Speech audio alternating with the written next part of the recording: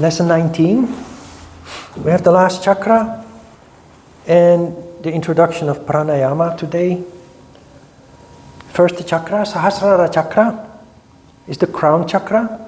It's been mentioned many times in almost every lesson that we had until now, because it is the goal of yoga to develop such a condition that the crown chakra starts to actually function. The crown chakra is existent in every person, but if the fuel is not there, vital energy is not there, it's latent, it's dormant, and with that, its wonderful qualities and characteristics do not manifest. So ancient people, not only in yoga but in all cultures, understood the subtle anatomy of human beings and the importance for humankind, for civilization, of the manifestation of the crown chakra in as many people as possible of the population. So yoga is a very systematic approach in creating that condition in which the crown chakra becomes functional, starts to manifest. And it also, with the other chakras, particularly Svadhisthana chakra, the seat of the self, the heart chakra, we realize that already at the very beginning of your yoga practice, if yoga practice is done correctly, in line with the ancient tradition, and I emphasize that because we now live in a time that yoga, because of its commercialization and popularization, it has been diluted to such a point that it actually doesn't work anymore, not as it was intended. It's become just an exercise, which is not bad, exercise always good, but it's just missing those wonderful benefits that traditional yoga has to offer. When I was trained and educated in yoga, modern yoga didn't exist yet. There was only yoga in the ancient tradition. But when practiced in the ancient tradition, in accordance with the ancient tradition, a sort of magic happens, a transformation happens from the very first moment that you start practicing yoga. It is the reason why I fell in love with yoga, and after 40 years still am engaged with it. It's the reason why many people fall in love with yoga, or at least are intrigued by what it gives them. And that is, of course, the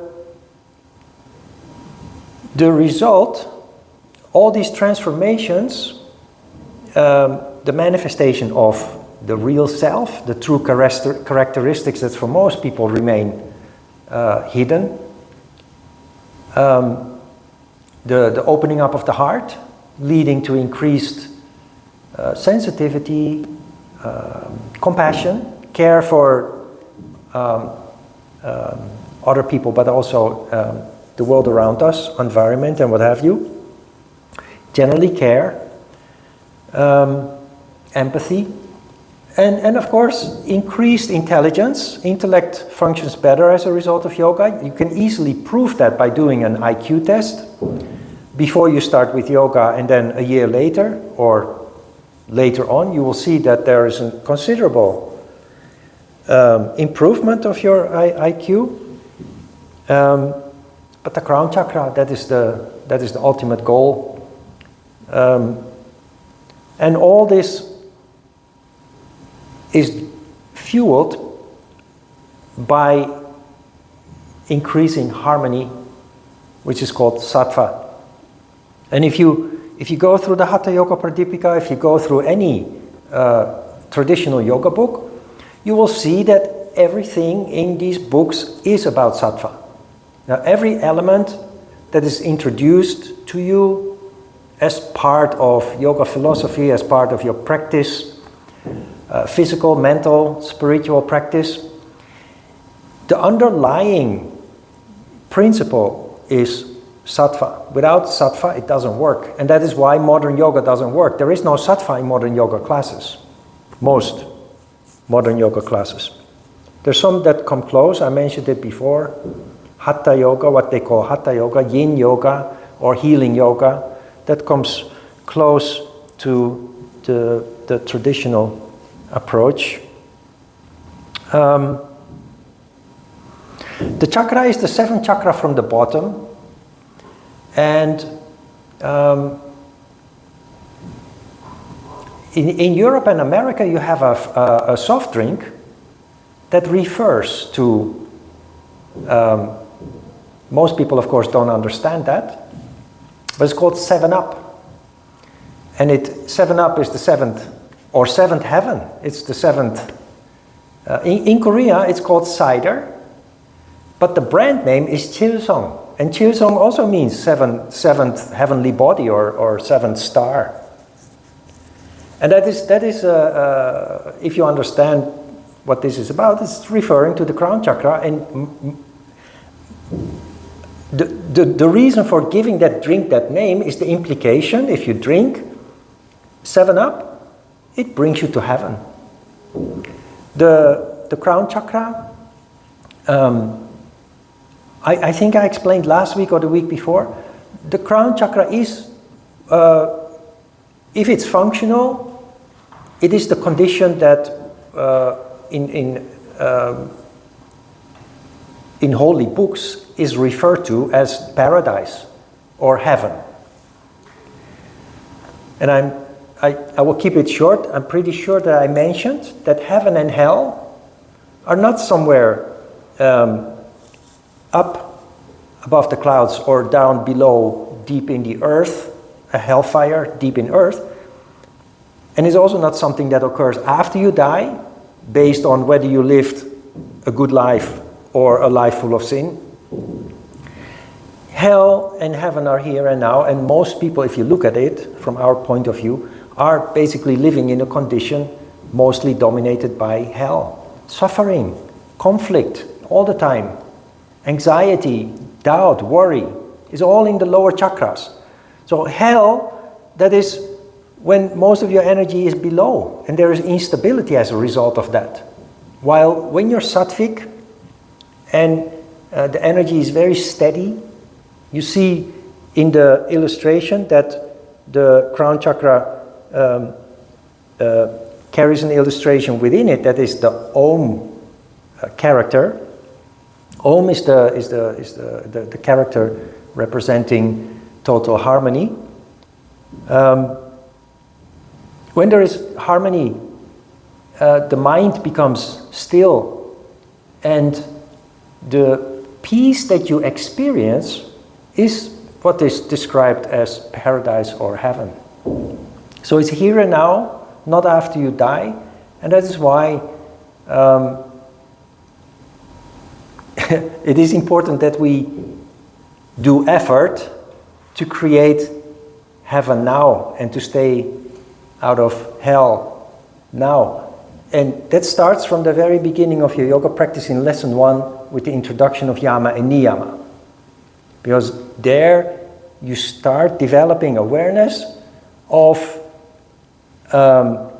conflicts that naturally occur within ourselves internally, but also with the outside world, and how we can avoid those disruptions, disturbances, disharmonies, simply by awareness. Awareness of our impulses to act and react in certain situations, and trying to take control of that based on what we learn in those 10 principles. When the energy becomes calmer, more steady, more sattvic, an interesting phenomenon occurs that leads to energy rising up. That is the Kundalini effect. It happens of course, on a very subtle level. You don't suddenly feel a surge of energy. People are not aware of it generally.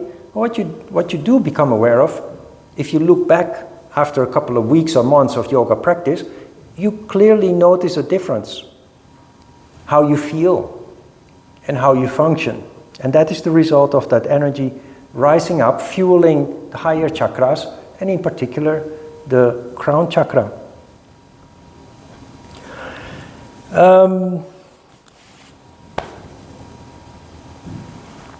The characteristics of the crown chakra are intuition, vision, creativity, inspiration, wisdom, universal love, and a very strong memory. All characteristics that true leaders need. Raja Yoga is in fact a training for kings. And you can still see that the old royal families of Europe, they still raise their children in ways that is very similar to yoga. They are surrounded by one or more tutors that raise them since they are born to become true kings or queens. Not just with education. Education is, of course, an important part, but by creating circumstances that allow the crown chakra to manifest. From the moment that they are born, they are in a condition, in an environment where the manifestation of the crown chakra is stimulated. You not only see that with royal families, you see this with rich families too. I have worked with rich families, Samsung family, Hyundai family, some other less famous, like the cookie manufacturer, Hete, or what is it called? Anyway, the thing is that these people live in a beautiful villa, either in Songbukdong or in UN village or somewhere, or high up the hill in Itaewon also. You have these huge villas. Samsung is on the hill, and Hyundai family is in UN village, and Songbukdong you have a couple of those. And it's created to stimulate the crown chakra. It's austere in a way. There is nice art, but very sparse. There's not a wall with like 10 illustrations or pieces of art, but just one nice piece, creating stability, creating calm,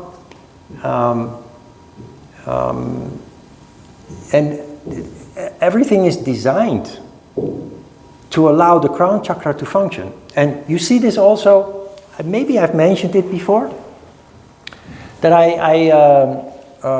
in my job before I came to Korea, I had access to I used to take care of plants. I explained that a while ago, and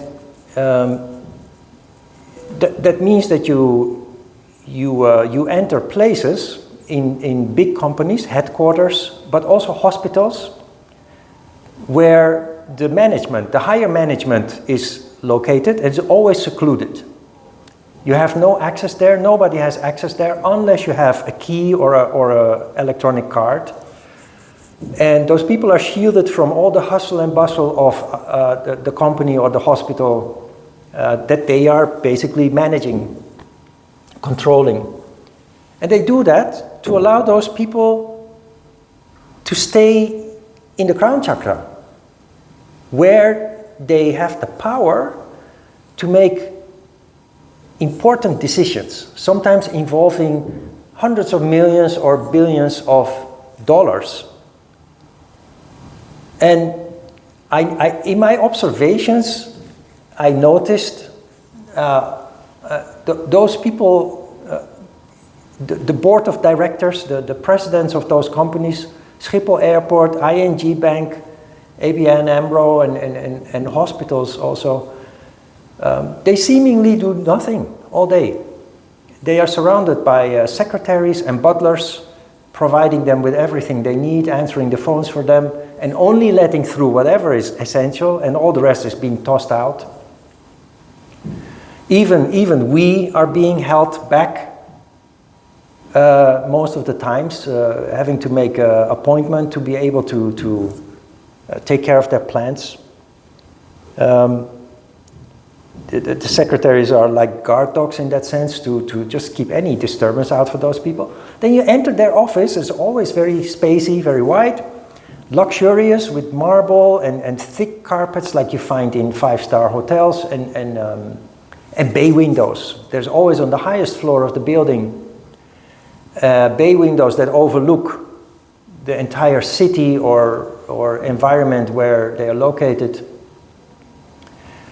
And they sit behind their desk, facing the bay windows.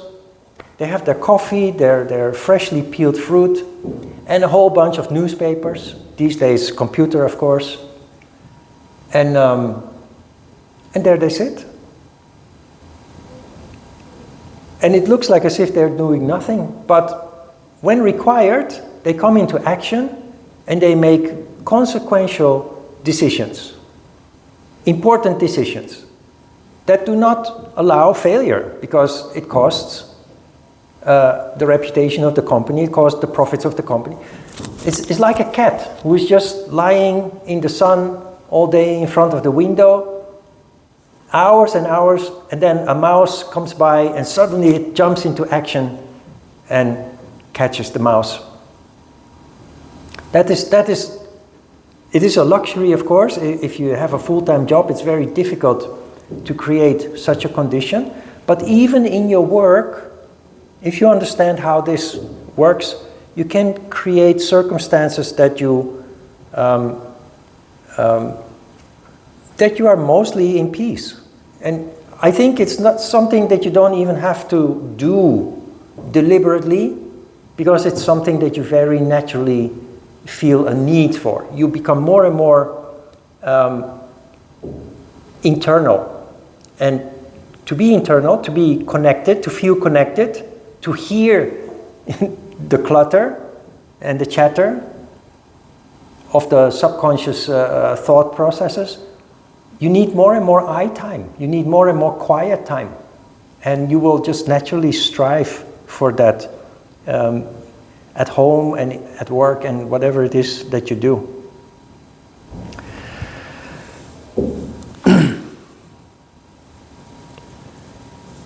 In sattva, the chakra expresses itself in intuition and the characteristics described as that of a king, the intuition, vision, wisdom, inspiration, creativity, etc.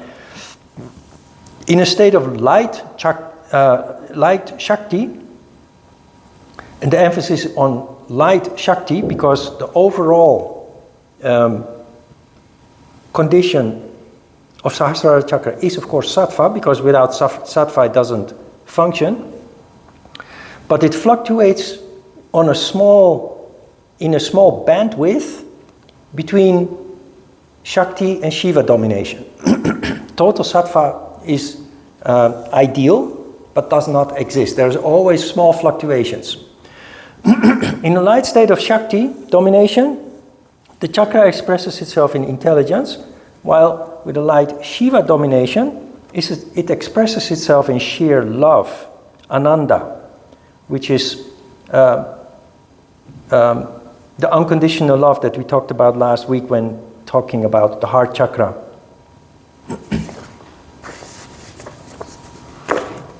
Most of the chakra has been discussed, but what we haven't talked about so much yet is about the ego, which you see at the top of page 2 mentioned. Is one of the difficult tasks ahead is to deal with ego, and there's a lot of talk about ego among people. The word ego is mentioned very often, but there are not many people who truly understand the meaning of ego. So I want to explain a little bit about that. You talk about people with a big ego, people with a small ego. People with a big ego they naturally manifest on high levels of government or in corporate life. You can see that Mr. Trump is a person with a huge ego. Unfortunately, he doesn't have a heart, so it can manifest as evil.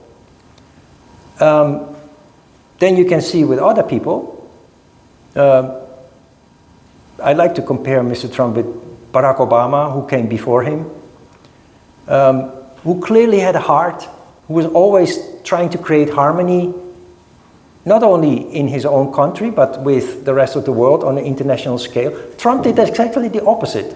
It was chaos everywhere he went, and conflict with everybody he had to deal with.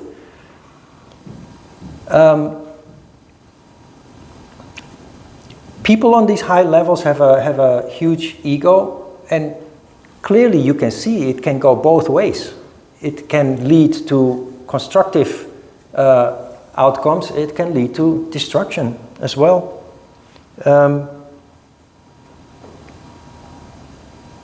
But what is ego? You know, there are countries where you can be thrown in jail for offending somebody, especially if you say something negative about the leader of the country. Thailand is a country that is known for throwing people in jail for, I don't know what the English word is. In Dutch you have a typical word for that, majesteitsschennis.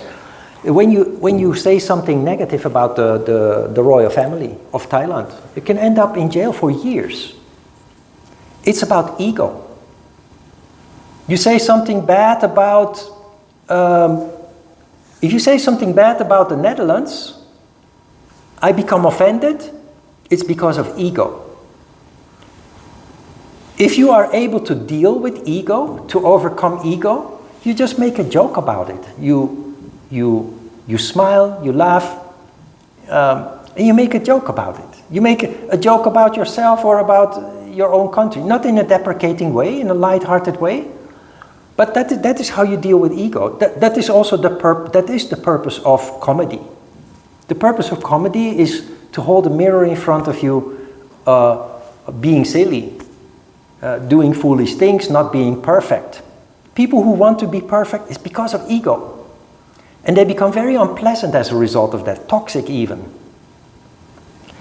Ego is when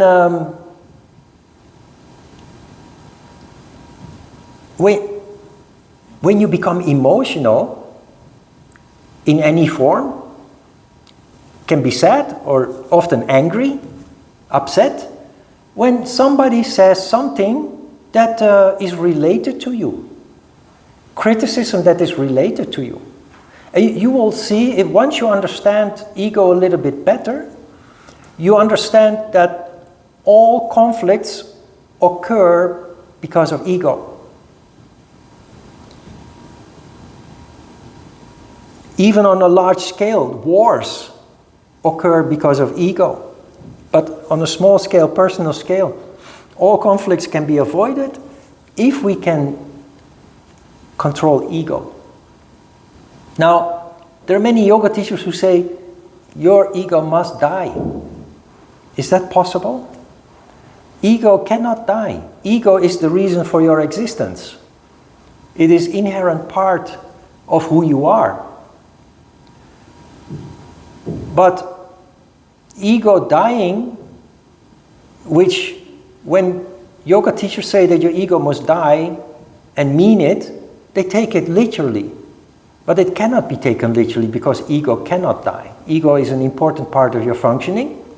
But what is important is that we gain a certain measure of control over it, that we understand that it's being triggered in certain situations and then lead to retaliation, leads to conflict, leads to being upset, big movements of negative energy within ourselves that are harmful, that are destructive. And when you become aware of that, what everybody naturally wants is not to experience those kind of conditions. So you want to learn, or you want to at least try to avoid those big emotions and reactions from happening in the first place.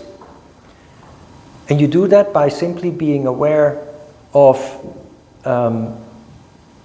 ego and how it is being triggered. And it's not easy, but with time you will get better and better at it.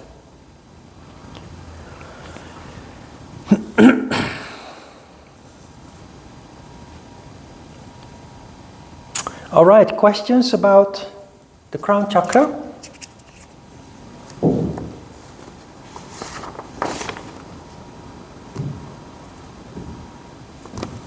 Okay, I will restart the camera for the next subject. You want a short break?